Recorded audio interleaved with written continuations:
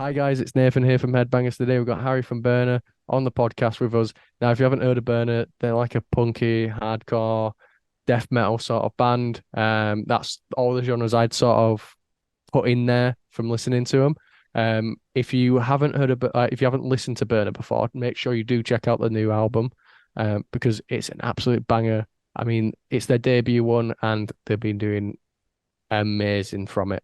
And it really is a banger. Now, if you like the podcast and you want to support us, it's Headbangers Podcast on all social media platforms except for Twitter, which is Headbangers Pod 1. Don't forget, if you're on streaming, don't forget to leave us a rating because it helps us out. Also, don't forget to like and subscribe if you're watching the video version. But yeah, without any further ado, here's the episode. Right. Headbangers.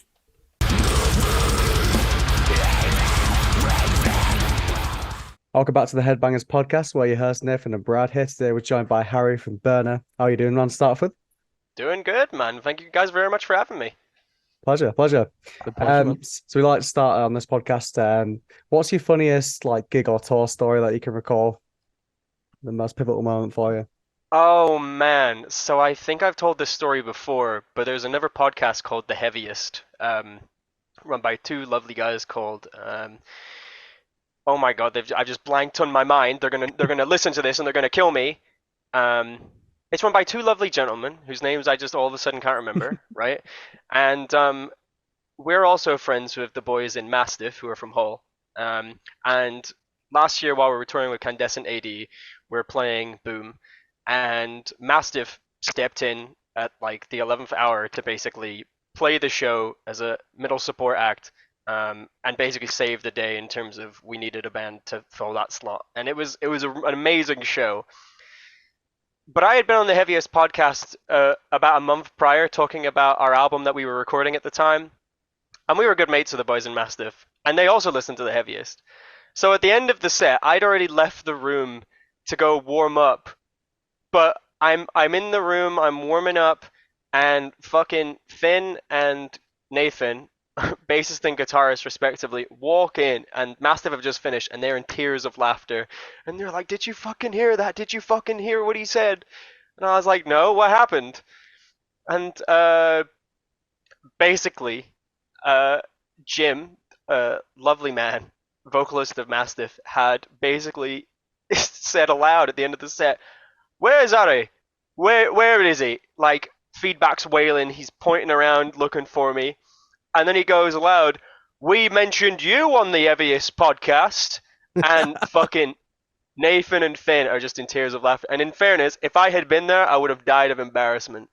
But knowing that happened just shreds me up inside. But that's mainly Mastiff just being funny. Those guys are absolute jokers in the best possible way, especially Jim.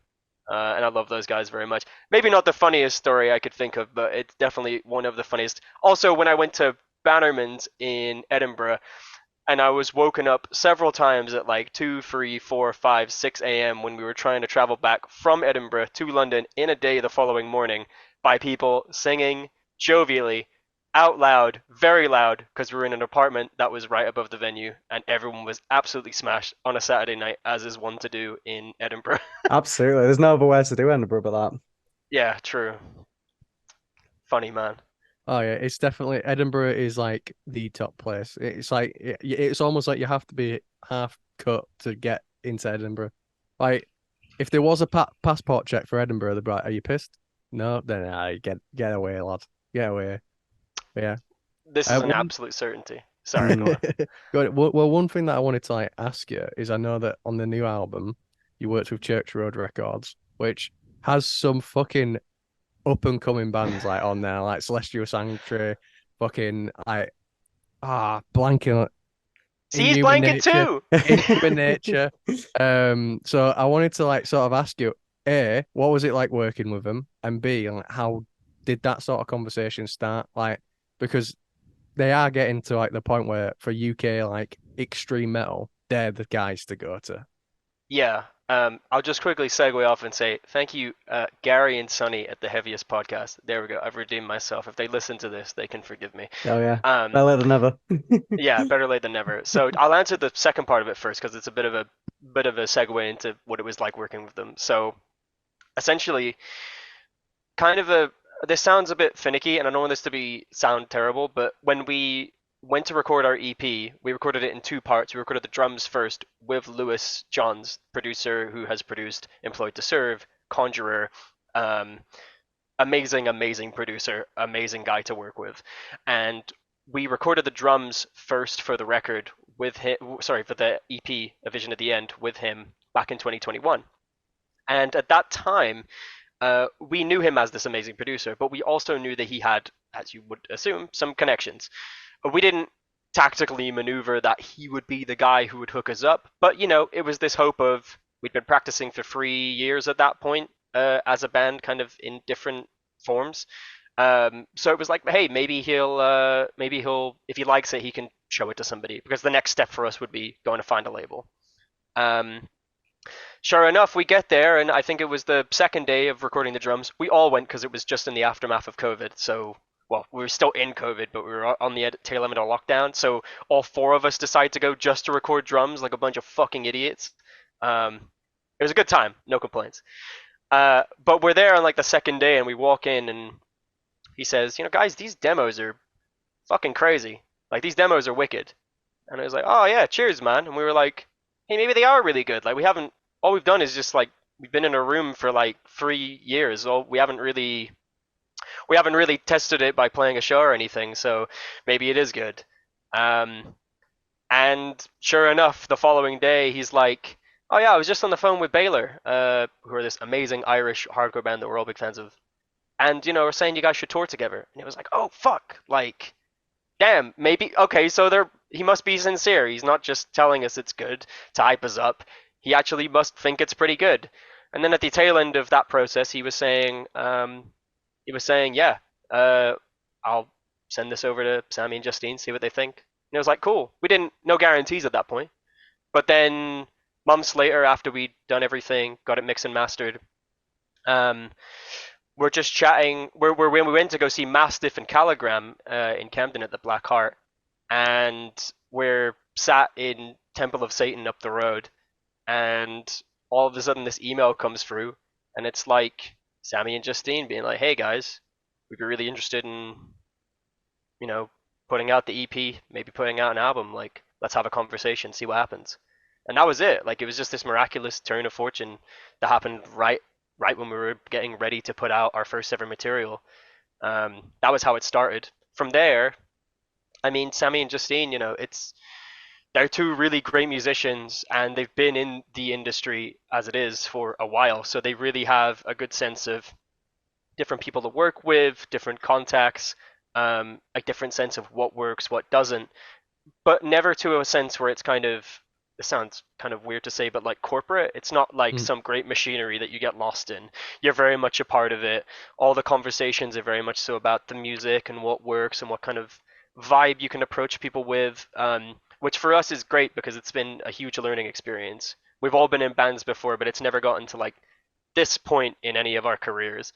That's great. Which is cool, and they're just really passionate, genuine people to work with. Honestly, yeah, being a part of this family of bands I mean, yeah, now especially, it feels like it's becoming this ever-growing repertoire for me of like some of the best like heavy music bands in the UK, and to be a part of Absolutely. that is fucking incredible, honestly. So privileged. I said this as well. When I was a teenager growing up, I used to listen religiously to a lot of Holy Roar bands. Now, taking aside the end of that label, Sammy and Justine were involved in a lot of Holy Roar bands. And so for me, it was almost like I'm being a part of this thing from my childhood, but it's like spiritual successor, which is so much better. And that's fucking really cool. That's so fucking sick. Like, holy shit. Yeah, so I'm super passionate about that. Just wonderful people to work with, really, really down to earth, not corporate in a bad way. Just, yeah, really basic, independent, hard, honest honest working people. Yeah. Oh yeah, No, like honest, hardworking people. There you go. I've never heard anything bad about Church Road Records. I said Church Burner for some reason, but Church Road Records, Thinking like of I've not us. heard. Yeah, yeah, I was thinking of that. No, but I've never heard anything bad about them. Like in fact, like I'm currently working like a death metal thing with a few friends, and like I was speaking to like a few of my mates that have been in that scene for ages, and they're like, oh, if when it's done, send us the demos, and like he's some of the people you need to put it in front of, and they were on the list because they're like all these people are great to work with, like don't understand like like your process and everything like that. So I've never heard anything bad from them ever because they're it sounds like it's a very like almost family like ran sort of label. Don't make like you said, don't make you feel like a like a loner, right? Or just being like in part of the numbers sort of thing. Yeah, I think it's funny because I mean I've referred to them as like Sammy and Justine as like our metal mum and dad because they've given us so much like guidance and a sense of direction, because also partially also because they run a PR firm out of it, which is great. Um, Takes a lot of stuff in house and really gives you a lot of tools to work with as well, which is super helpful. But the passion, the personal passion is really there. We also had the benefit of going on tour with them with Employed to Serve last year, Mm. but very much so. I'm a member of that family, Church Road family. Burner, a member of that Church Road family. So we go to each other's shows. We look out for each other in that kind of way. We promote each other. Bands like Going Off, Wallowing, Grey Wave. Um, we all really do feel like we're a part of that, which is great. Yeah, that's Oh yeah, awesome. And I'm right in thinking that you guys formed in Curva, didn't you? Like if I read correctly. We technically formed so like Burner is a band.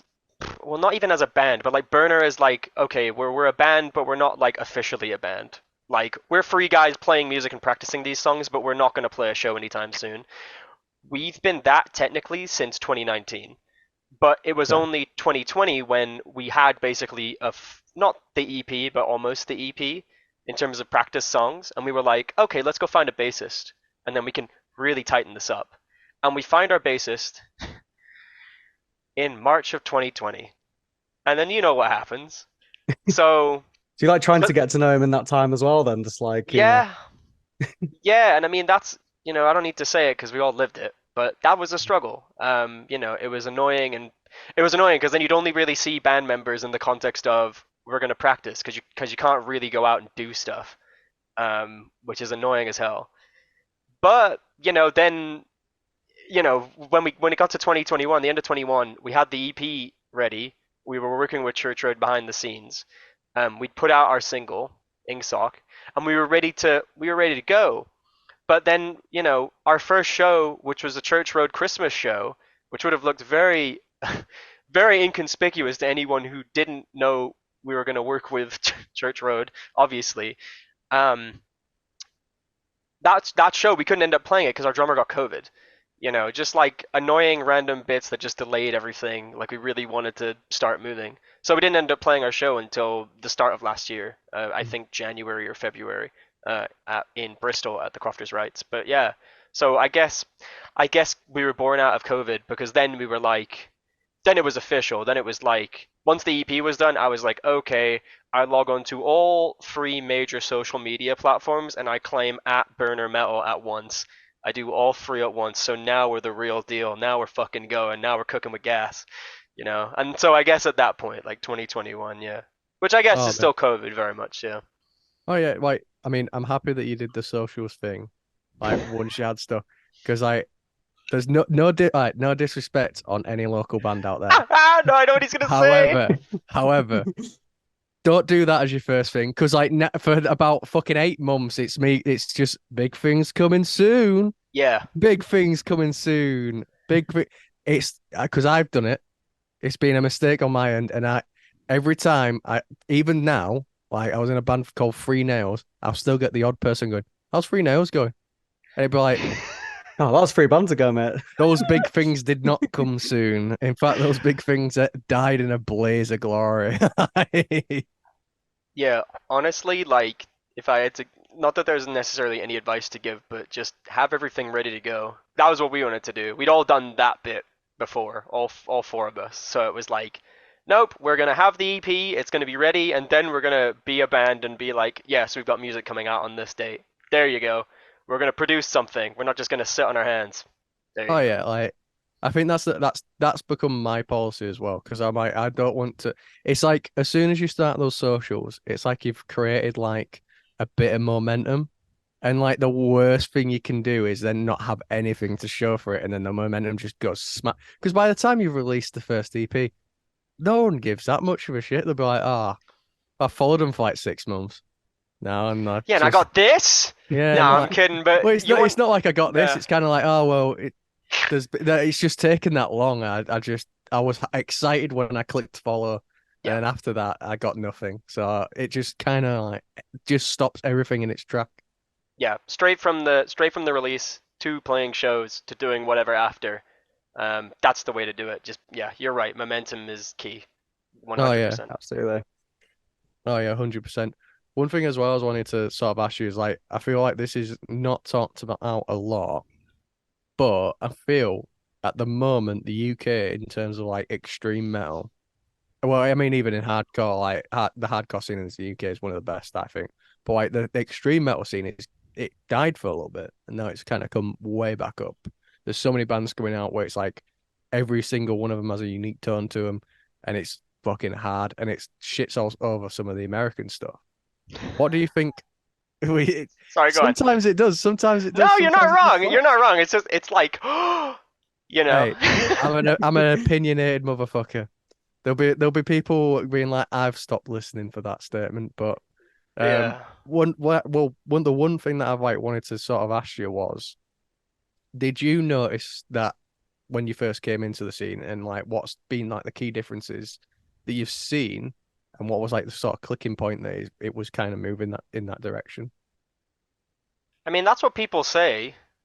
So we kind of have to accept it as a reality at this point because that's the prevailing narrative, right? Like that's what people seem to Mm. say.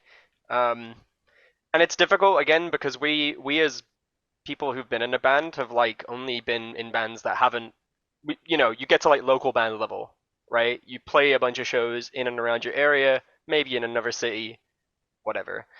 Um, so now as like a band who are like we have listeners all over the world, but we mostly have like we have like a ton of listeners in America, and we get loads of people asking us to come to the States, which is super exciting. And I guess it's just interesting for us knowing that like we are apparently competing at that level, that there is this kind of dynamic that we're part of breaking.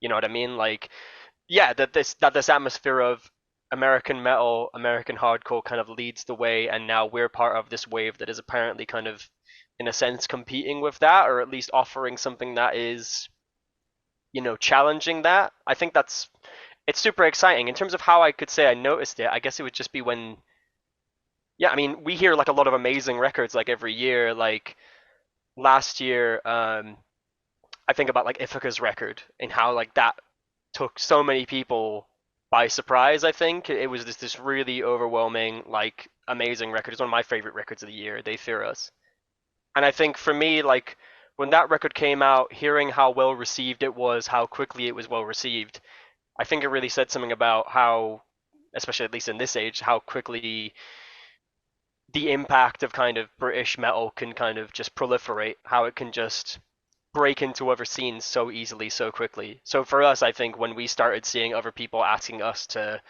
come to the States, do this and that, it really says something about, you know, oh, we're not just going to necessarily be this band that is a British phenomenon that people know about here. We're going to be a band that people know in the US and want to come over and compare us to other American bands. I think that's a really cool experience. Yeah, I mean, to be honest, like, you know, when I heard this new album, because for a while, to be fair, I've been like trying to find some good ones. Like, in my opinion, like last year was a bit more stronger than this year, at least so far for albums. And then like, but then I heard like people talking about your records, and I was like, I have to check this out because people are going on about how good it is. And as soon as I listened to like the first track, I'm like, wow, this is incredible. Like, you know, you guys have got like a blend of this like hardcore death metal, a bit of black metal in there, Like, there's a lot of shit going on, and it's like also like super technical in aspects as well. Like, does this come from like all you band members having like a range of influences and you've just kind of come together? Like, how do you drop on the sound? First of all, gee, thanks. That's very kind of you to say. Um, Secondly, yeah, I mean, the album was made and the EP were made with the four of us being our old drummer, not including our new drummer. Our new drummer, by the way, just for everybody who doesn't know, is Jack Bryan of Renounced. And our old drummer Hugo was from France, and he's now back in France because he wants to become a chef, I believe. Either way, he's an incredible drummer, and you will hear his work on It All Returns to Nothing. Um, yeah, basically all four of us brought. I think Nathan, our guitarist, who's the lead songwriter, brings the most predominant sound, which is this fusion of a lot of kind of extreme metal, predominantly death metal, but also a lot of, well, not a lot of black metal influence, but certainly some black metal influence in with the hardcore sound that you'd hear in a band like End, or maybe a bit of Cult Leader. So maybe Cult Leader is another reference as well. Maybe a bit of Nails, a bit of stuff like that. But Yeah, then Nathan said Hugo, that actually before you came on. It was like yeah, Yeah. you said like you guys sound like a bit like what Nails left off. You know what I mean? You've got Yeah. that that's Nails power. crazy. You Got that sc no, Nails power. the thing I is, you wish. scratched an itch I needed for a while. Since Nails had left, had left, I've been like, I need something like this again. And then when I listened to that, I was like, oh yeah, like I was like, Yeah. it finally scratched that itch because, like, mate, Nails, that sound had like just would have dominated the planet. Like, You're not wrong, man. And I mean, I'm still waiting for Unsilent Death Part 2 or Abandon All Life Part 2. You know, so, like, sorry to get on a tangent, but did you hear about like what happened at, like, like, I've oh, heard multiple things. Go ahead. what was like the latest, like the most recent one that they put out? I think it's the one that they You had, will like, never be one of us because, and also in brackets, because you're a poser dork. That wasn't yeah. actually the title.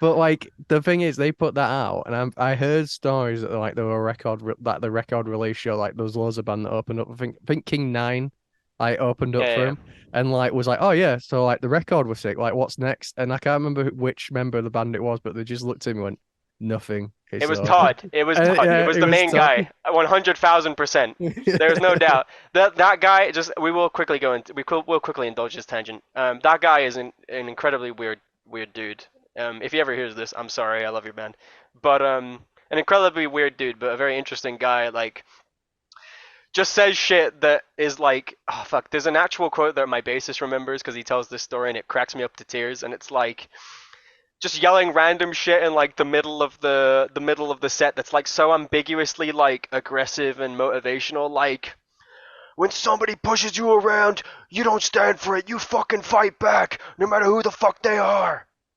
Oh Like, yeah.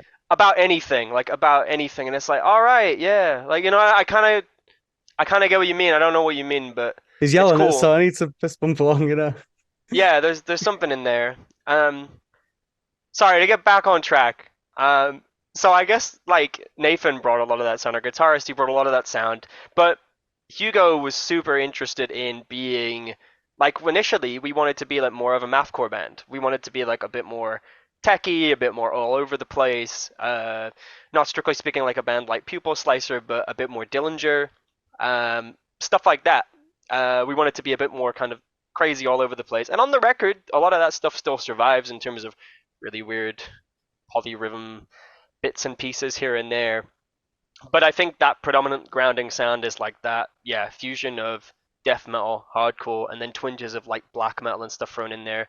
Um, I would say it's mostly Nathan doing that, but also, and he's just an amazing songwriter. But at the same time, it is the other three of us adding in our different ideas. Some ideas, are just come up in the practice room. Nathan usually produces a demo, and then it gets 85% of the way there in terms of where it'd be to a finished song. But then we'll get that extra 15 or 20% by just being in there, throwing different ideas in. Hey, how about we kick it into this tempo? Or how about we try this time signature?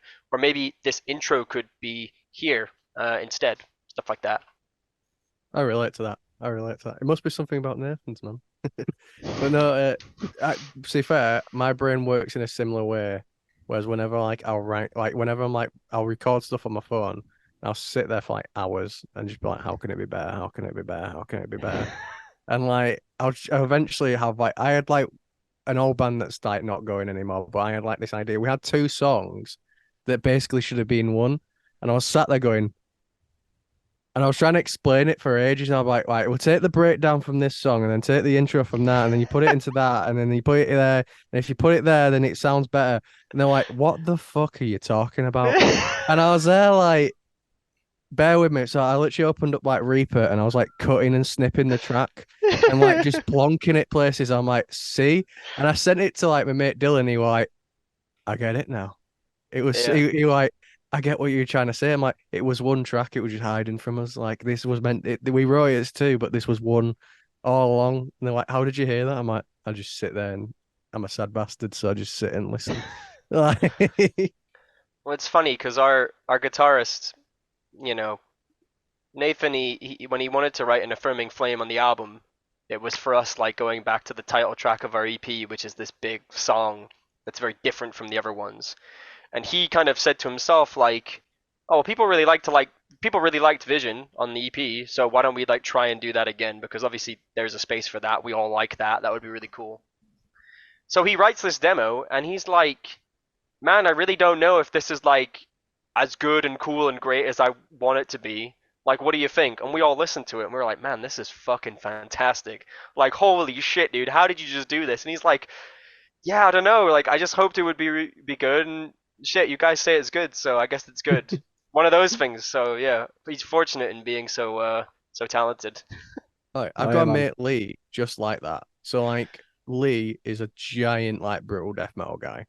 Like and like because I first met him as just like a hardcore kid, and I did not know he was into like massively into death metal until he started like telling me like the most obscure bands. He was like, "Oh, you need to check out those," and you're like 10 fucking listeners on Spotify, and he'd be like Yeah, yeah. it'd be the most mental shit ever. And like once I was just like chatting shit with him, he went, "Oh, do you want to hear like this brutal death metal EP I've made for myself?" Like, and this came with the preferences. I don't want it out there at all, because he did guitar, drums, and vocals on it. Sent it. I was like, you need to fucking get this on Spotify.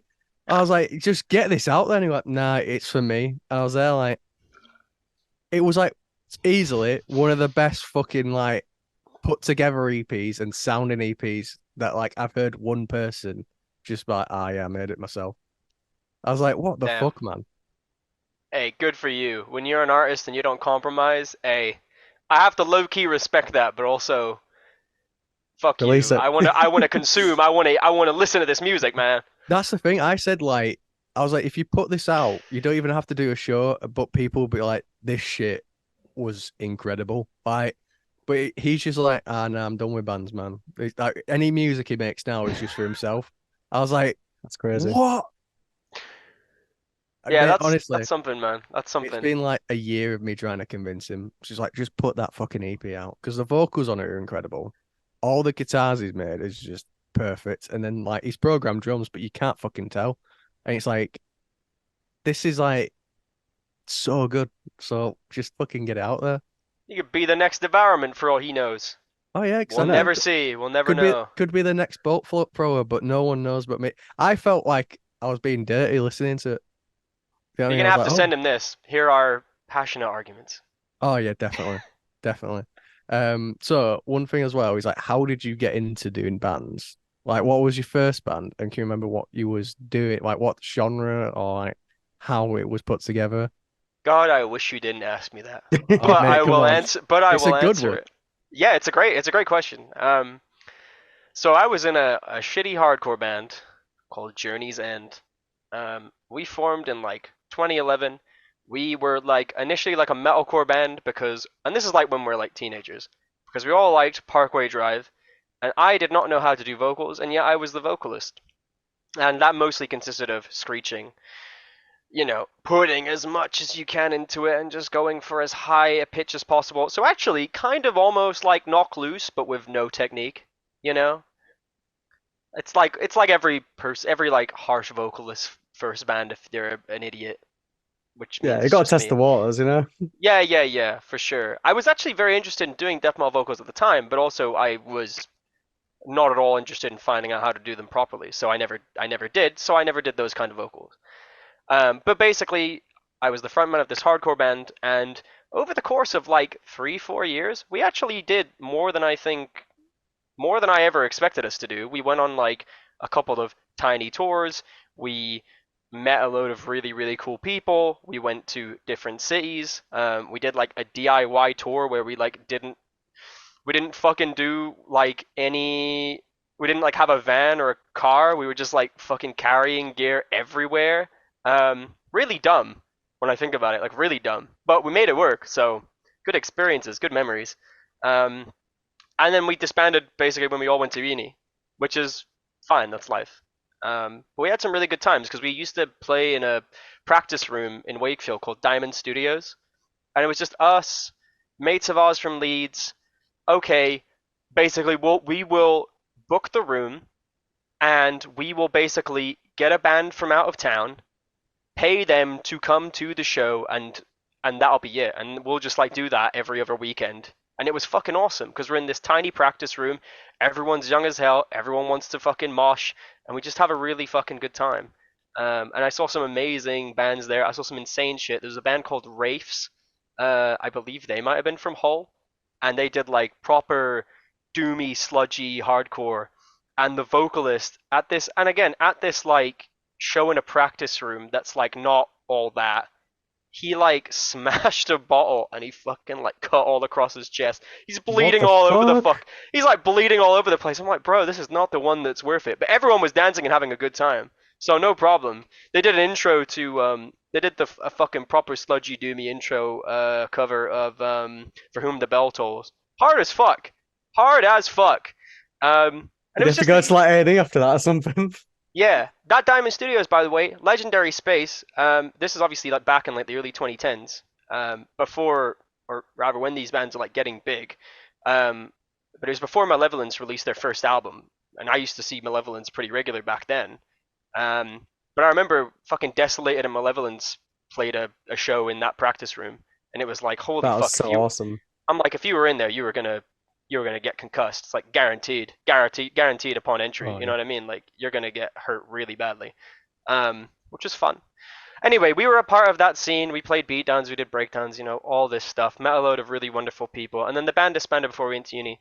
And when basically after then, I was at university down in Kent, and I was trying really fucking hard to just put a band together, but no one in the scene down there. Apparently, I would hear great stories from people telling me how the Kent scene used to be this flourishing, incredible thing, and I couldn't see any of it because it was all fucking long gone, which is a tragedy because I really wanted to put some sort of converged like band or blacklisted hardcore type band together, but I couldn't. And I tried really hard and I couldn't. And then eventually I moved to. It was funny actually. While I was there, I saw Employed to Serve play a practice room in Canterbury with an amazing band called John X McLean, who are a power violence band from Margate.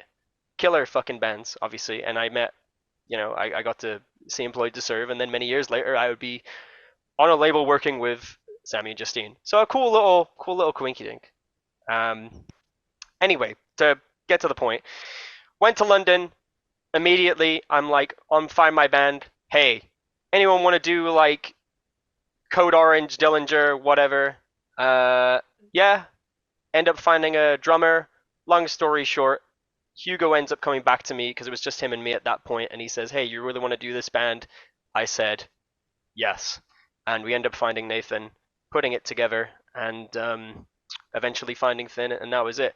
But for me, vocally, I hadn't. I was still doing the screechy, screechy stuff. I only learned how to do deaf vocals, false chord fry stuff in 2021. That was the only time in which I learned because Did you teach yourself as well, or did you like get lessons? I taught myself. I took it Impressive. very, very cautiously, which is still something I'm trying to kind of get around in a way. I mean, it's good to be like very practiced, I think, to have like precautions and know how to hold yourself and stuff like that. At the same time, there's so much more stuff that I want to do, which I have to experiment with. But I mean, I'm very happy with what I can do right now, so I'm just taking it bit by bit, going bit by bit, and that's it. But yeah, so I was initially a vocalist in a hardcore band, and then eventually I became vocalist at Burner. I think I learned this vocal style when I knew that we were doing it seriously. We're putting a lot of money into the EP, and I was like, yeah, fuck it. No one's gonna hack a whole thing of me just screeching. I'm gonna do death metal vocals. I always liked them. I love the music. I'm gonna do it. So then I did, and I amazed myself at how decently I could do it. So I was pretty happy with that. Yeah, for real, man. Honestly, they're fucking dirty as fuck. It's amazing. Thank you. Obviously, the other side of vocals as well. I want to talk about lyrics now. I know that you're a master of script writing as well. It's cool because I also like to do that in my You spare nar time. are you Nardwar? You know all the fucking secrets about me? I did a bit of research there. So, Yeah, okay. but I want to ask because obviously, as a script writer and you also do lyrics, like, do you ever feel like the two are entwined sometimes? Like, you use your script writing abilities to write good stories for Burner, or do you feel like there's a separate art forms that you don't like to mix and match? Very separate. I feel like they both draw on the same kind of creative well, but they're very, very separate to me. Screenwriting's like building blueprints for films. It's not really creative writing, but lyrics are kind of like creative writing. Yeah, It's like poetry. So maybe in the sense that like there's brevity and there's rhythm to lyrics, but also there's rhyme to lyrics sometimes. I prefer my lyrics to rhyme, I guess. And that isn't a thing, obviously, that you have in screenwriting. I think that they're separate for me. But also, I kind of like that I have so much more freedom in writing lyrics in a way, because when I can kind of approach something very, very simply and just build it up. But in screenwriting, it's far more complex. There's a lot of a lot of spinning plates, a lot of different things, a lot of different angles.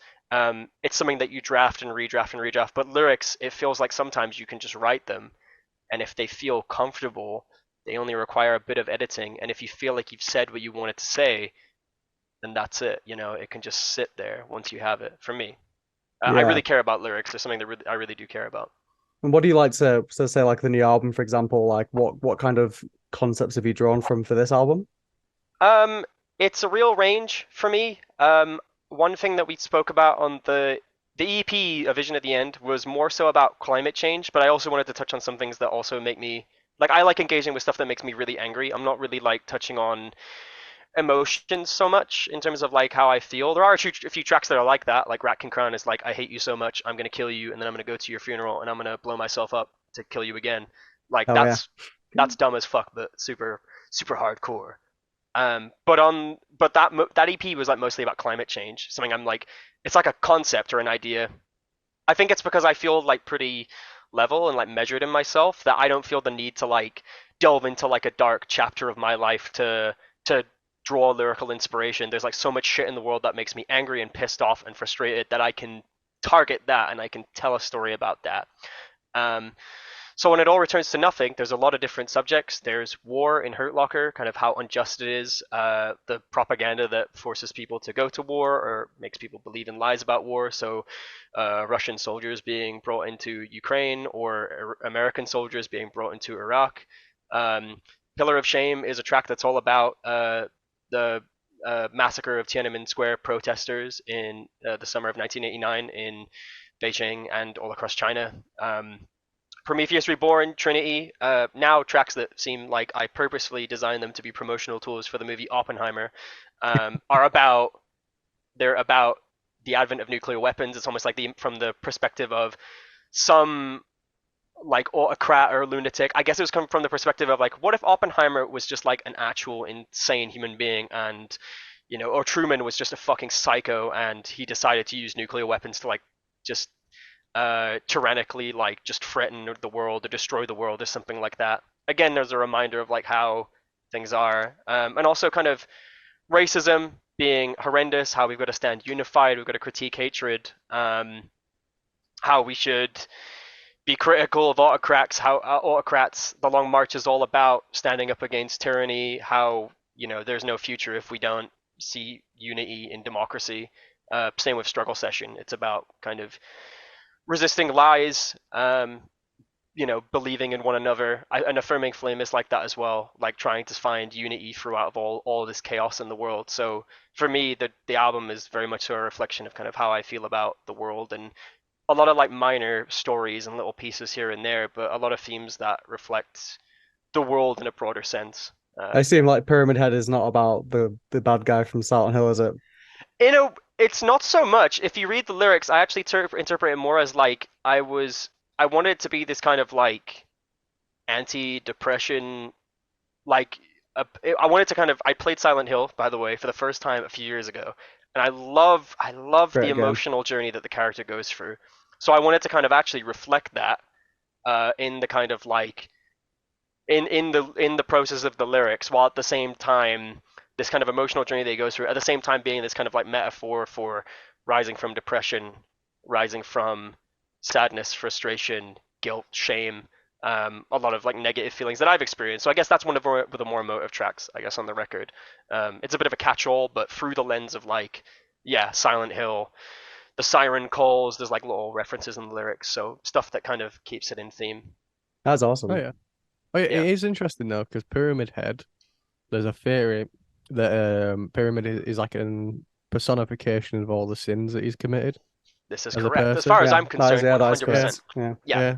So that's it, right? Like that was why I wanted to take that in there, and give it that name and kind of take on that idea and I guess make a whole song out of it, which is yeah, what we did. Yeah. It's awesome that you guys have like taken the concepts as well, like like sort of like an Oppenheimer concept as well, but like flipped it on its head and reversed it. I think even like albums or like movies, it's always awesome when that happens. Take what you know and then just change it. Yeah, for sure. I wanted to like indulge. I think with that idea in particular, I wanted to like indulge like the fear because like nuclear weapons are this like they're like my most afraid of thing ever, like more than Me Oh spiders, too. which mate, is I which was is actually mate. saying scary. to her because I always say it to my partner because like I have like the weirdest fucking dreams sometimes, and like I always have like these nightmares about nuclear bombs. It happens like all the time, and like when I hear like a loud noise outside, I was like, "This is it. Okay, where's the whiskey? Let's fucking crack this out." Yeah, Yeah, but it's yeah, this is like a massive fear of mine as well. yeah. Uh, I can support that as well because Brad uses a lot of viewers don't know this, but Brad uses the Headbangers YouTube as his personal YouTube. So a lot of the time I will log into that YouTube to like upload a thumbnail or anything like that, and I'll get the suggested, like YouTube videos from him. There was when Ukraine and Russia first popped off, I saw at least 40 videos like deconstructed. And then the last video was what would happen if the UK was hit by a nuke. I specifically remember it was like Russia, Ukraine, Russia, Ukraine, Russia, Ukraine, and then the last one was that. And I was like going, I messaged Brad being like, "Are you okay?"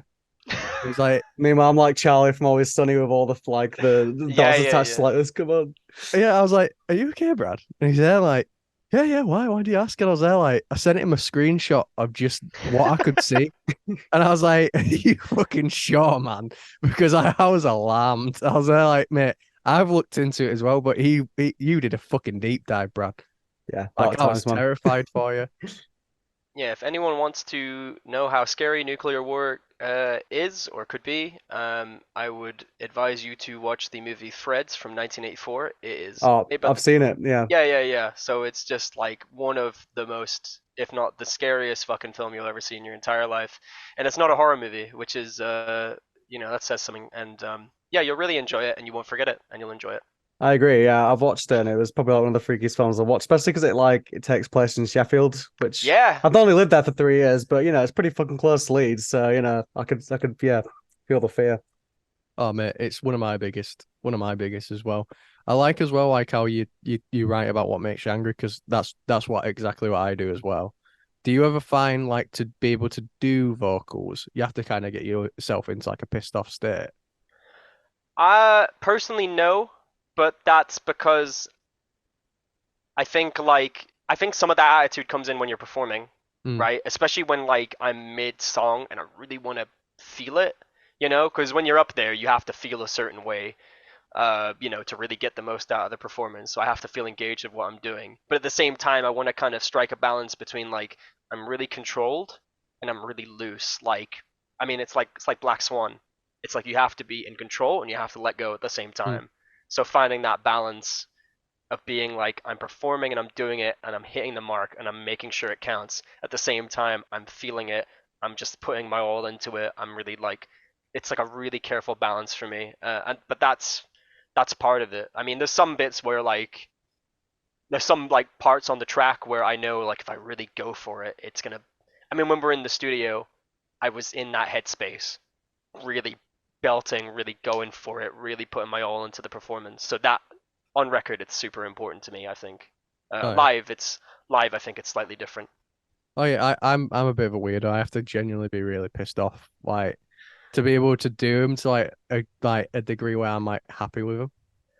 I've seen guys do that. I watched Negative Frame Mm, and they do that because they played our release show, and I mean, I might be wrong, but the vocalist, your man, is like panting. He's like clenching his fist. He's really fucking. He's all there. Like you mm. can see him like going through it in front of you, and that was something that I really appreciated. I mean, I love watching vocalists perform, but seeing that passion, that energy there, start to finish, it really made you feel like he went into a portal and he went through it and then he came out the other end, and that portal was the whole performance, just him in that space in his mind making it happen. And yeah, it's amazing knowing that some people can do that and feel it. And I think it definitely adds something. It Oh definitely yeah. adds something for sure. Oh yeah, I do. What I'll do is I'll put shit on my headphones that gets me like angry, and I'll go right. I'm ready to do it, and like I'll do vocals and just get really fucking annoyed. It's like almost therapeutic, but it's also like I wouldn't recommend anyone that wants to do vocals to try it because like you leave and your like days immediately ruined. Like Yeah. You know, it's like I've putting just Lego been in. bricks out to step on for yourself to get more angry. Like, No, fuck. it's more I just like listen to like just political shit or like someone like a politician I really don't like doing like a speech, and Yep. like I'll just get really amped up, then just go "Woo" on the mic for a little bit, and then fucking then be like, okay, I got it out. There we Ly- go. Lyrically, I have to do that. That's an absolute certainty. Like to feel what I'm writing and try to articulate that like ignition of how angry I feel and translate that into something meaningful. It's like I have to really bathe in it and think about it, and it's kind of annoying because you kind of want to say everything but you can't. So trying to dilute that down into something that is straight to the point, articulate, says the thing that I want to say. That's redrafting and figuring things out there, but yeah, really has to come from some place that's genuine. That really matters to me, being genuinely angry, really feeling it in that respect. Otherwise, you're not really doing anything. You're just playing the part, and that's being a poser and a loser and a dork. Now I've got Yeah, a question. It's like a selfish question for me personally, because, like I said, you are a master of script writing, and I am someone aspiring to be good at script writing. So, how do you get past the writer's block? Like, when you're just struggling to write more, what do you do to get yourself back in that frame of mind? Read other people's stuff. Like just read screenplays, read for your consideration screenplays, read spec scripts wherever possible. Because there's a few things. First of all, I feel like for me at this point, I've been working as a reader and a script editor and well, I mean, in this capacity with my work, I run a screenplay. I partially own a screenplay consultancy, and I'm a screenplay consultant. Oh, nice. I've been working in this capacity for the better part of 4 years, and for me, you get to this point where you've read so much, you consider it so much, it's almost like another language because it's not like writing a novel. It's not like writing music. It's it's screenwriting. It's a very specific thing. And so when you get into it, you can understand and consider how these different elements work very, very in a lot of sophisticated ways, in a lot of ways that might surprise you. So if you're ever feeling stuck, you can look at it from another perspective, really step back from it, kind of consider what if, or rather just diversify your arsenal in terms of, well, um, have I considered putting a deadline here? Or what might this character's motivations be in terms of how can that potentially cause them to act in a way that then affects the plot this way? The problem then is that you get past writer's block, but you reach a new problem, which is sometimes worse, which is option paralysis. It's like I Too many have so options to many choose. exactly. I have so many ways I could take this, and I can't fucking commit to one way that would make things work. That's when you Uh, start writing like Telltale games or something. You got some Until Dawn situations happening in your head. yeah, absolutely. Honestly, that's the other way. But I think sometimes if you can just latch onto a good concept I think another part of it is having two different projects really helps. If you get stuck on one, you just jump to the other. Just jump back and forth, because then you ideally come out with two drafts at the same time, and you never get bored. I think you can look at something, reach a point, get stuck on the outline. I'm stuck, and you can just get stuck there. Also, ask somebody you trust. Throw spitball ideas. Talk to other writers. That's the way you do it. Screenwriting we think of as like a solo thing, but it really is a team sport. And there's no shame in that. It's a team sport. Everybody contributes, and that's a really important part of it as well. Awesome, man. Yeah. What's the name of your consultancy again? Script Up, and also because I know you, I will happily read and help you with any of your stuff. Guaranteed. You can no tell bullshit. me it's shit. Yeah. No. If it is, you'll find out. But I want to help you more than I want to tell you it's shit, because that bit's just depressing to me. Oh, that's much appreciated, man. This topic has got me on a tangenty question. It's not related to music at all, but I am curious. But I need to ask you first: are you a Marvel guy? Do you like the Marvel films? No. Ah, okay. I Sorry. won't ask it. I was going to ask you what did you think to the recent ones, because I thought there was a lot of dog shit. But I can't ask These you are the that. things I've heard, but I couldn't actually tell you. Yeah, because I was curious to ask just to see. It's like, oh, okay, as someone that's like reading this shit all the time, I was like, the only people I've ever like spoke to about it has just been people that don't know anything about movies, like myself, where it's like, oh, I just thought it was a bit shit, and that was about it. But yeah, I won't ask it now. Here's a quick exercise for anyone who is a screenwriter who has like no screenwriting friends, and you want to get feedback on your script, because this will help you out in a lot of cases. It's not a catch-all, but it will help you out in a lot of cases. Write your draft and then hand it off to a family member, and your family member probably doesn't know anything about screenwriting, but have them mark an X on the page every time they get confused, because that will tell you a lot. Because if they don't understand it, a lot of other people won't. You have to be able to communicate it at the lowest possible level, right? These are the important things. That's all about showing, not telling, and a lot of other things. But That's a good idea, yeah. I was just about to say that. I was just about to say that so many films now do the whole tell you rather than show. Like the amount of time, if I watch a film and they're explaining the plot to me through a character, I'm like, nah. I saw Oppenheimer on Saturday. My God. All right, because if you want to be told what the story is, fuck, dude, it's like reading a book with your ears. It's like an audio book. Oh, hell no. That's the word I'm looking for. Sorry. But yeah, it's tough. And I mean, the thing is as well is, and I don't want to get into a huge tangent about screenwriting, but the thing is, auteurs, people who are in the industry, yeah, they can get away with a lot. They can do that. Christopher Nolan can write Oppenheimer like people just talking at each other for fucking 3 hours, okay? He can do that. You can't. You are not Christopher Nolan. Absolutely. You are not Damien Chazelle. You didn't write Whiplash, and more importantly, you didn't work in the industry for like several years beforehand to get the industry contacts needed that once he made that short, he could make a feature. These are the important things that you need to keep in mind. So, keep it simple. Keep it simple. Do something simple really well. That's the important thing. Do something simple really well. There's a lot of other elements. I'm oversimplifying that explanation. But just doing something simple really well, it's kind of like Marco Pierre White talking about food.